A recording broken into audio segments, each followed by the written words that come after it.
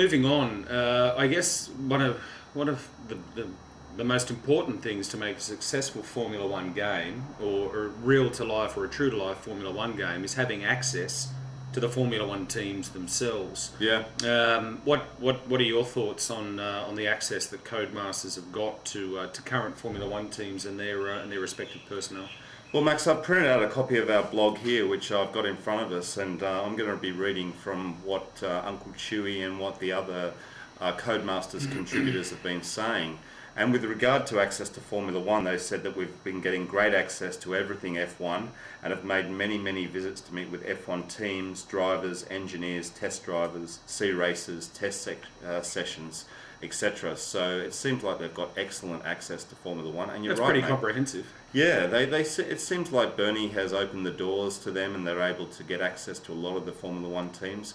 And as you said, mate, it's very important that they do that, and I think that's awesome. It is great, and for, Bernie would have been giving them plenty of access, no doubt, because of the licensing rights the FIA have to the game. Yeah. So it's in his best interest, I guess, to give these guys the best shot possible to make the bespoke Formula One game. I mean, years ago thought Jeff Grayman's F1 game was oh, that's an awesome game. Yeah. Absolutely fantastic.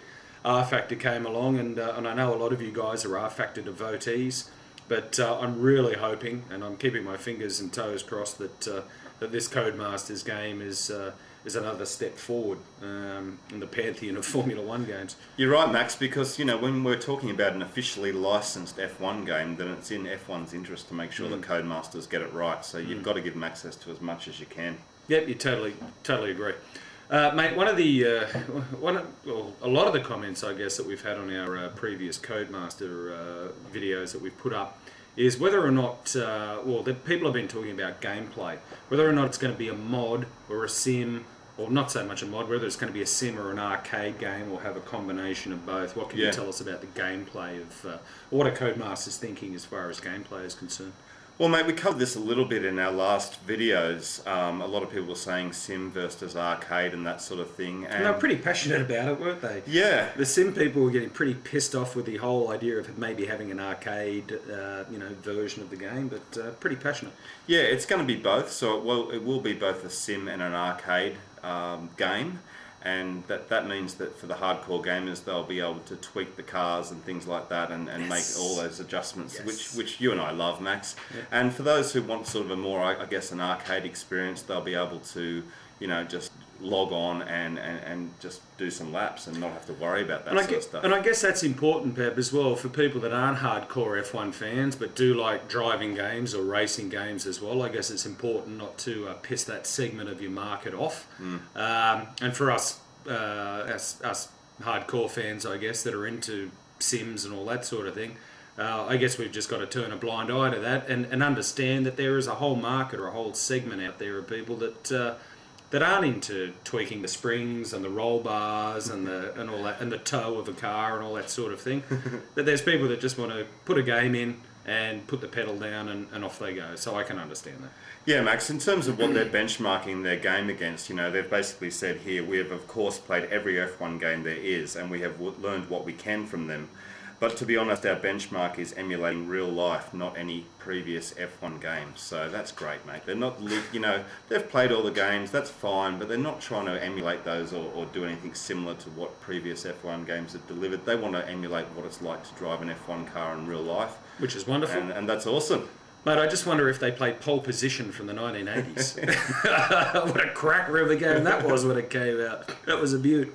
Mate, what can you tell me about the graphics of the new Codemasters game? What can we look forward to? Yeah, we've got a few quotes here about gameplay as well as graphics, and basically they're planning full-length races right down to having very short races for those who want it. The tyre wear and the pit stops, etc., will be scaled accordingly. So it all makes sense in terms of if you're doing a short race, you won't get the tyre wear, but if you do a long race, you will.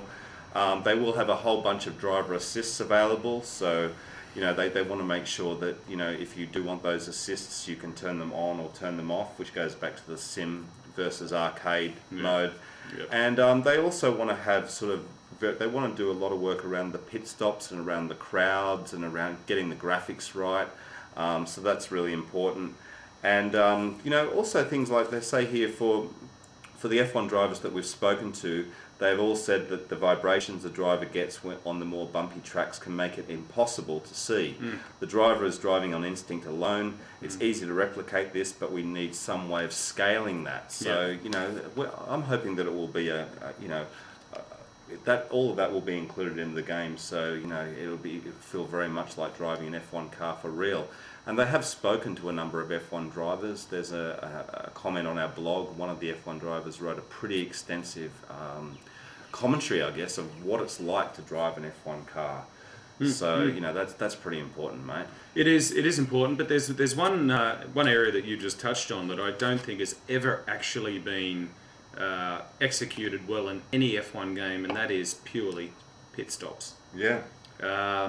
I've yet to come across an F1 game that's done it right or done it properly, and I hope that Codemasters, because let's face it, it's a pretty integral part of a bloody Formula One Grand Prix. It is, and you want to be able to change your pit stop strategy on the fly. You know, if you're doing a full-length race and you want to come in a few laps earlier, then maybe there's a button that you can push to do that, or something like that. But I want fires in pit stops. I want guys in overalls, you know, patting their helmets down on fire, rolling around and shit like that. I want to be able to drive out of a pit stop with a fuel hose still attached as I'm going down the road. I want to be booked for speeding in the pit area. I want to hit my lollipop man.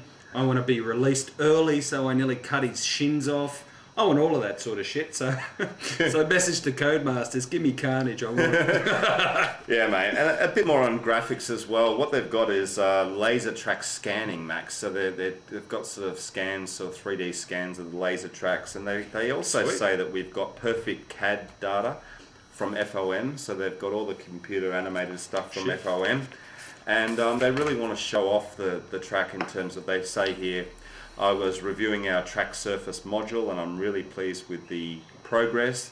This module basically covers all surface track build-up, so we're talking about every inch of the track here, Max. Are we talking marbles, Pep?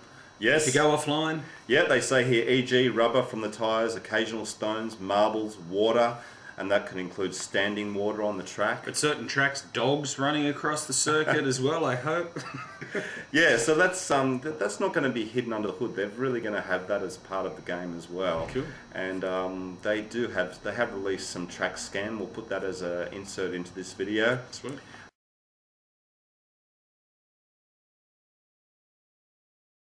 So they really, you know, I think they'll get some GPS results as well. So hopefully, you know, every undulation of the track, every little bump will be included, which is awesome. Oh, mate, it sounds like they're doing their homework, and again, it sounds as though they've got some access to some pretty high level guys there. So yeah, that's awesome.